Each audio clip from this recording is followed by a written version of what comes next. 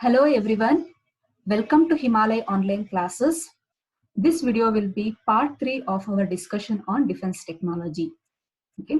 In this video, we are going to discuss about impacts of terrorism on India. What are the different ways of terrorism impacting India?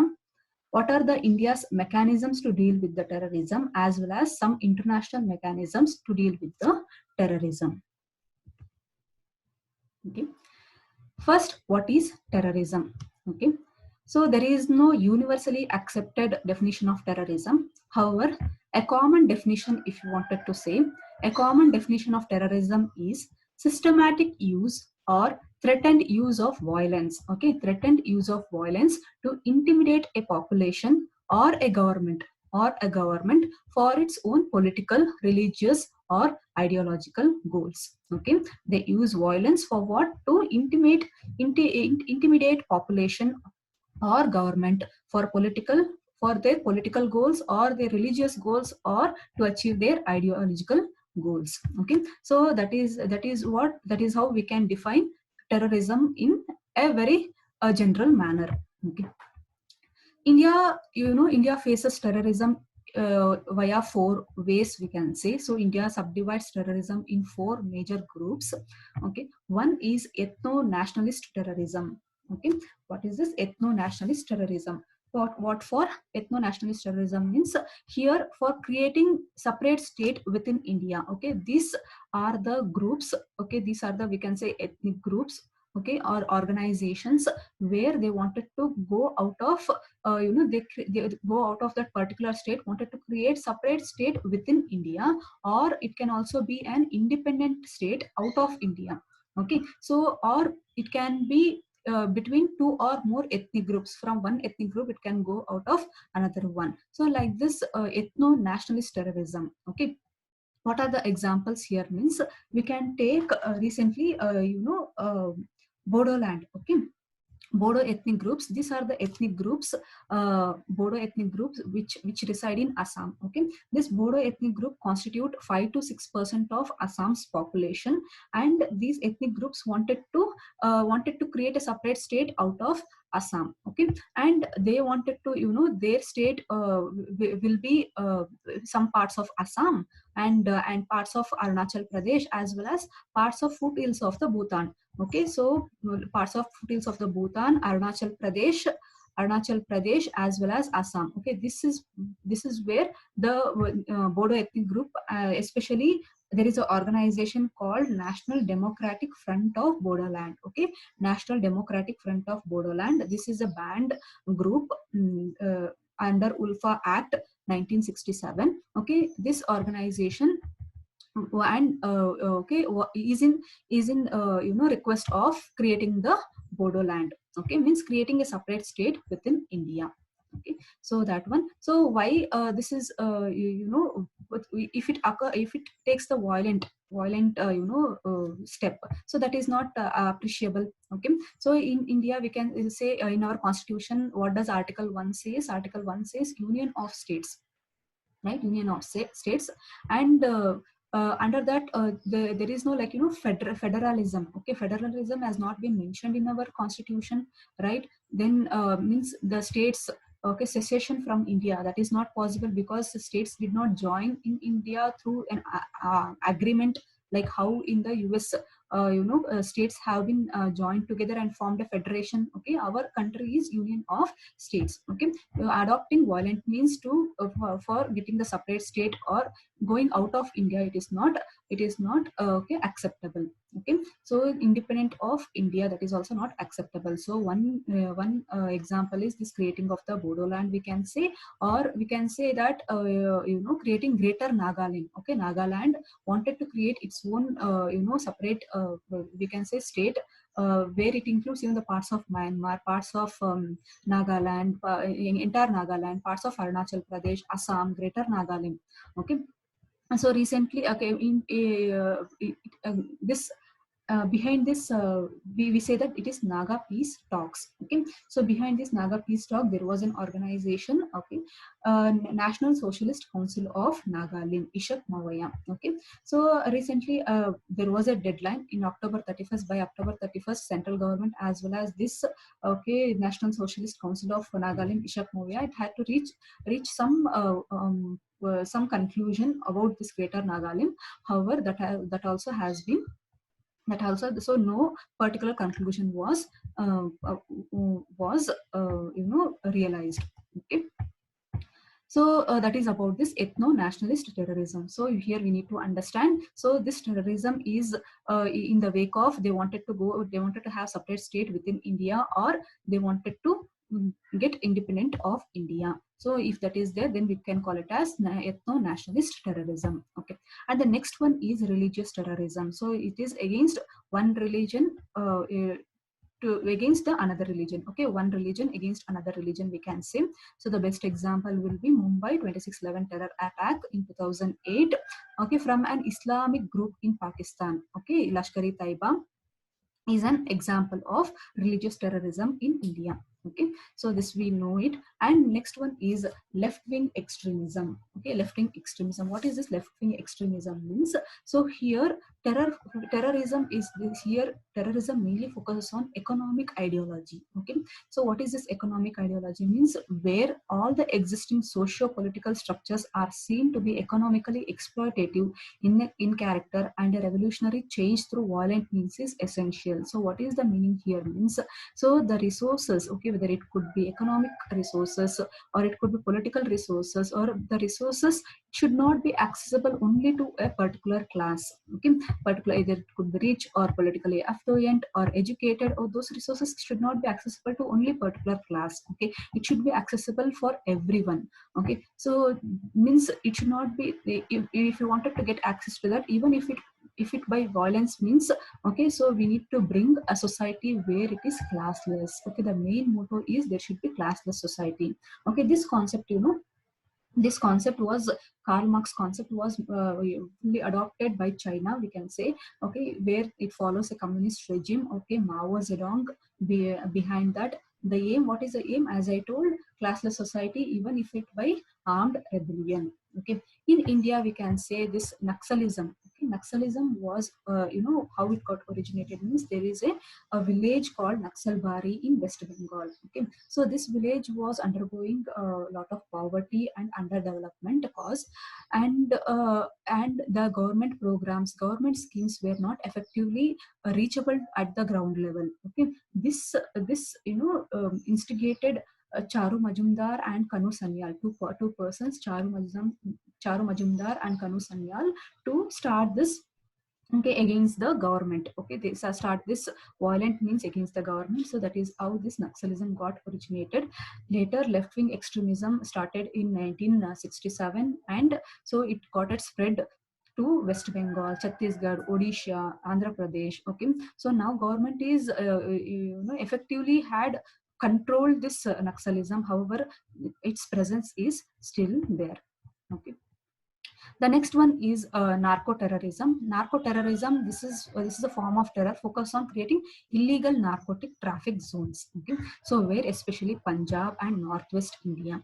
Okay, there are there is two things. One is Golden Crescent. Okay, Golden Crescent.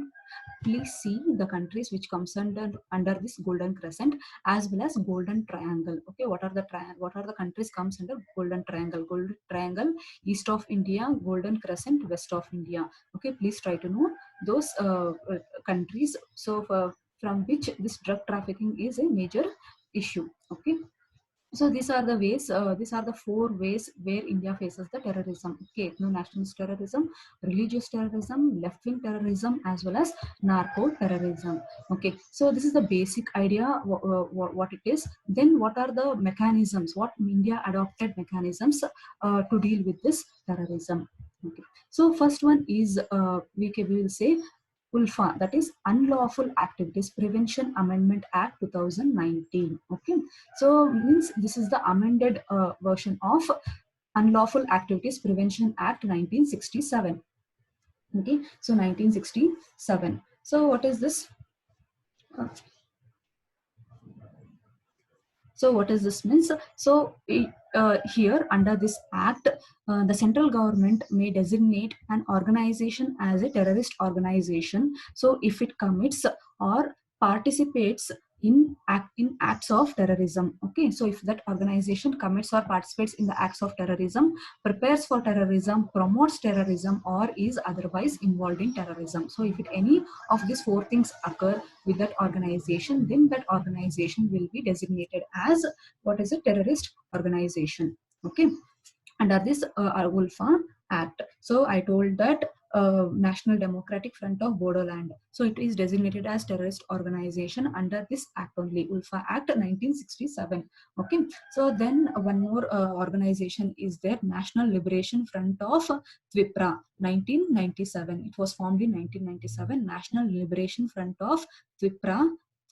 Okay. So that organization aimed to liberate Tripura from the Assam. Okay, from Assam. So here, so that is why, and and as well as from the central government. So here, this is the act which declares them, who declares, that is the central government designates them as a terrorist organization. Okay, so recently an amendment was added, ULFA 1967 Act. This amendment was added, that is in 2019. Okay, this comes under current affairs, where this acts designates even individuals as terrorist on the same grounds where the organization is designated as a terrorist. Okay, please remember, even under this act, even individuals can also be designated as terrorists.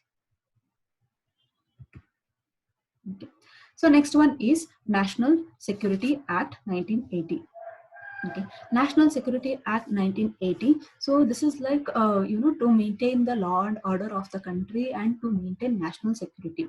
Okay, so it allows preventive detention for months together. Okay, so preventive detentions, we know that under article, which is the fundamental right, that is, what is that article 22, right? So 22, so under the preventive detention comes. Okay, so it allows preventive detention for months. Okay, if authorities are satisfied that person is a threat to the national security or law and order. Okay, it can be months together means they can be detained for 12 months together without even putting charge on that person. Got it, no? So no without putting even a charge, they can be detained to 12 months. Okay, so for what? Preventing those person from committing a crime. Okay, so and here it is not mandatory that these persons, okay, once they are preventively detained, these persons should be produced before the court within 24 hours, or they should be given the opportunity to see the legal practitioner. Okay, so all that things will not be applicable to them. Got it, no? So this is about this National Security Act 1980, where it is mainly is to carry preventive detention to towards this national security and maintain the law and order. Then the next mechanism is very important. This is National Investigation Agency. National Investigation Agency. So this National Investigation is the prime agency which carries out investigation related to terrorism. Okay, so this investigation agency will act. Okay, so this act was passed by National Investigation Act 2008. Means as this is the statutory. Okay, means this is a statutory body which created as per this act. Okay, this is a statutory body which was created in 2009 in the wake of 26/11 Mumbai terror attack. So what is it? So this investigation agency, has power to take suo motu cognizance of terror activities in any part of India, and register a case to enter any state without permission. Very, very important. It can enter any state without permission from that state government and to investigate and even arrest people. Okay, so that is the power it enjoys. Okay, without even seeking the state permission, it can go investigate and arrest people. So because of this, recently Chhattisgarh in 2019 only, Chhattisgarh had challenged before Supreme Court that so how can NIA can take away state powers to investigate. Okay, state police force to investigate. Okay, because police and law order comes under state list, right? Okay, 7th schedule state list of our constitution. So how can they take away that power. Okay, so it had gone to the Supreme Court challenging this. Okay. And here, so this is the main act, National Investigation Act 2008. So in 2019, so this comes under current affairs. 2019 NIA Amendment Act. Okay, this act was amended. What for this act was amended means to make NIA more powerful. Okay, more powerful. Okay, till now. Okay, till now, NIA was able to investigate under Atomic Energy Act 1962, Atomic Energy Act 1962, as well as Unlawful Activities Prevention Act. Okay, ULFA Act 1967. Okay, what did I say? So till now, NIA was able to investigate as per two acts. Okay, so backing to two acts, that is Atomic Energy Act 1962 and ULFA Act 1967. However, now its powers has been expanded for what, which it can investigate offenses related to human trafficking, counterfeit currency, manufacture or sale of prohibited arms, cyber terrorism, offenses under Explosive Substance Act 1908. Okay, and not only this, so it can even investigate offenses committed outside India. Okay, it can investigate offenses committed outside India also, and where if it is investigating outside India, then that country's domestic laws, it will be followed by NIA, as well as international treaties will be followed by NIA. Understood? No, so that country's domestic laws as well as international treaties will be followed by the NIA in its investigation. Okay, so these are the powers extended to the NIA. Okay, National Investigation Agency. The next one is NatGrid. So NatGrid, what is this? NatGrid means National Intelligence Grid. Okay, National Intelligence Grid. What is this mean? This is an online database where plenty of information will be available in a serialized manner. Okay, so for what? To deal with the counter-terrorism program. So what is this means? How this data will be collected means, so this is the data from main 20 organizations. Okay, the information from the 20 organizations, such as related to tax information, telecom information, bank information, immigration information about a person's will be collected and it will be stored. Okay, so for what this information will be used means, so this information, it will utilize technologies like big data and analytics to study and analyze the huge amounts of data, that is what, from various intelligence and enforcement agency, for what? For to help track the suspected terrorist and prevent terrorist activities. Okay, so this data will be accessible only to few institutions. For examples, we can say RAW, for example, okay, Intelligence Bureau. Okay, like this, for investigation purpose only this data will be used. Okay, this data will not be applicable even to the state police forces. But it no, okay, so such important and a high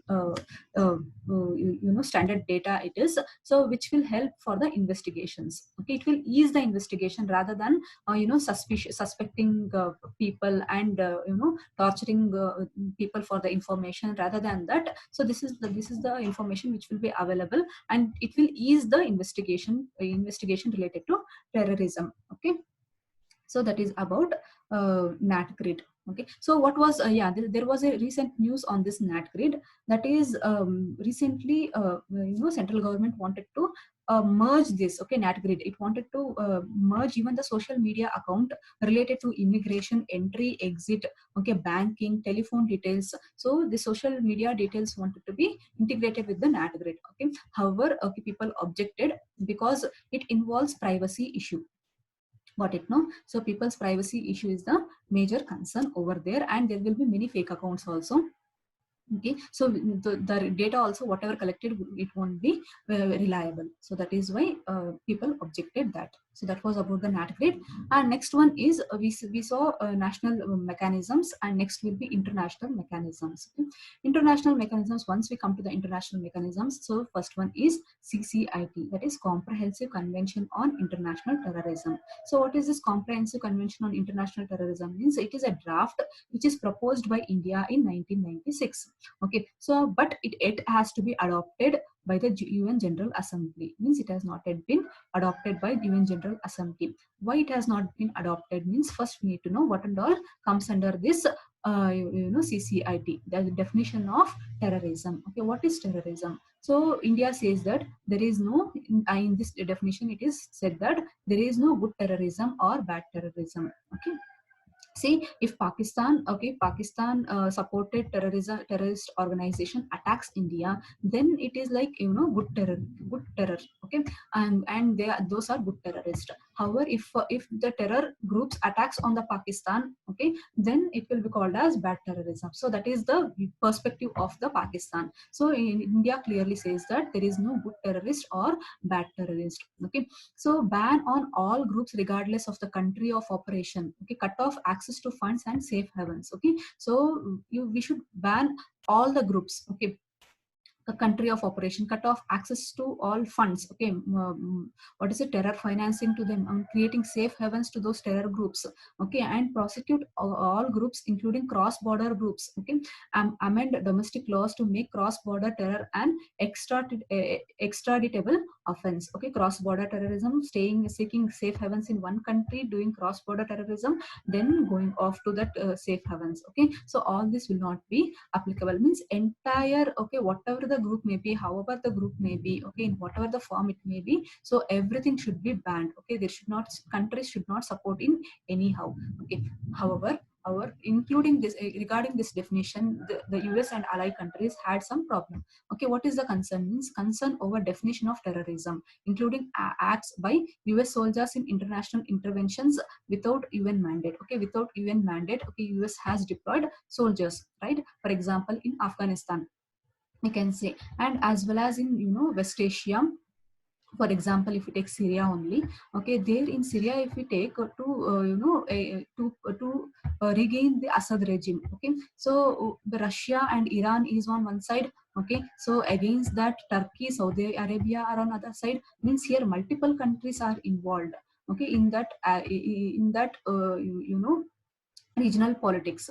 Okay, so and Hezbollah, such groups are also present, present in that region. Means many parties interests are available over there. Means to deal with that and to ban all such organization, it is not a very simple task as per this as per these countries. Okay, then what Latin America country says that they concern over international humanitarian laws and human rights being ignored. And what is this Organization of Islamic Cooperation says that, so all these will be used to target the Pakistan. Okay, and it will restrict rights of self-determination groups in Palestine and Kashmir. So even in the Palestine also, certain groups are fighting to gain the Palestine. Okay, so even if it means that even we have to ban those organizations. Okay, so that is why it is still not yet adopted by UN General Assembly. Remember that. So what is this? CCIT, Comprehensive Convention on International Terrorism.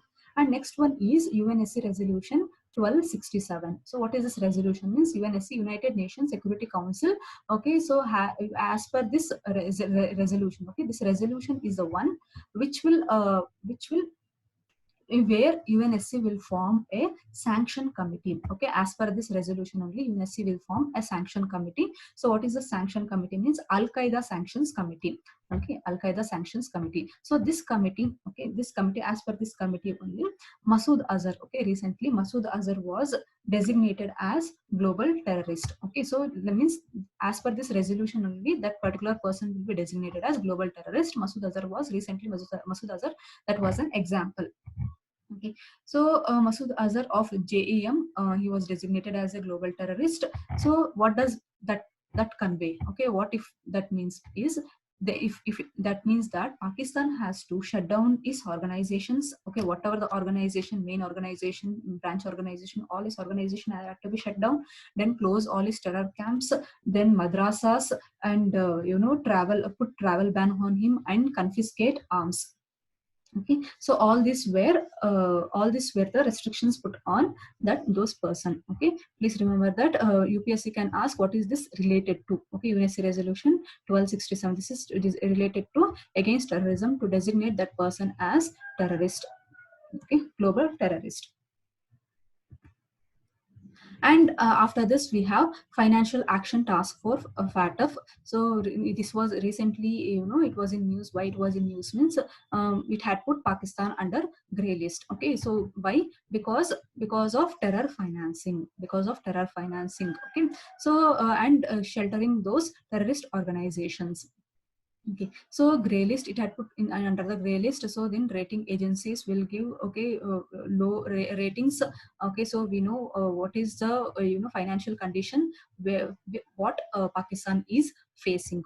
Okay, so apart from that also, Pakistan could not fulfill all the conditions given by this FATF within the given deadline. Okay, it couldn't fulfill, and we were expecting that Pakistan would be put in blacklist. However, Pakistan is an interested country for other countries. For example, we can say China. Okay, China needs Pakistan because CPEX, its project. Okay, China Pakistan economic corridor is going through Pakistan. Okay, and US needs Pakistan. Why? Because of Afghanistan peace talk. Okay, so for that peace talk, so Pakistan is very important to deal with the Taliban. Okay, so for that is and other Islamic countries also are in support of Pakistan. So in this manner, what happened? Okay, many countries did not support in putting it in the blacklist. So it is Pakistan was written in the gray list. Okay, so gray list. So first you need to know what is this FATF. FATF is an governmental body which was established in 1989. Okay, by G7 countries. Okay, we should know what are these G7 countries. Okay, and right now how many members are there? Okay, that also you should know it. Okay. Then headquarter is in Paris. So what are the objectives? Objective, very very important. You see, it will set standards and promote effective implementation of legal, regulatory, and operational measures for combating money laundering, terror financing, and other related threats to the integrity of the international financial system. Okay, two list it maintains. One is gray list. Okay, presently including Pakistan, other countries such as Sri Lanka, Syria, Yemen. Okay, such 7 countries are there in gray list, and in blacklist only 2 countries are there, that is Iran and North Korea. Okay. Then at the end, these are related to current affairs. So one thing is Global Internet Forum to Counter Terrorism. So terrorism. So this is by digital giants, that is Facebook, Twitter, Microsoft, and YouTube. So for what means they have come in collaboration. Okay, what for means the terrorists should not use digital platform for the terror activity purposes. Okay, so that is why these groups have come together to take some effort, okay, to prevent terrorism, to prevent terrorists to misuse the digital platforms. Okay, that is about this Global Internet Forum to Counter Terrorism. Next one is Global Terrorism Index. Okay, Global Terrorism Index. This is the index released by a think tank, which is called as Institute for Economics and Peace, based in Australia. Okay, I mean sorry, Economics Institute for Economics and Peace, which is based in Australia. Okay, so as per this index, India has ranked third in the countries with the greatest number of terror attacks.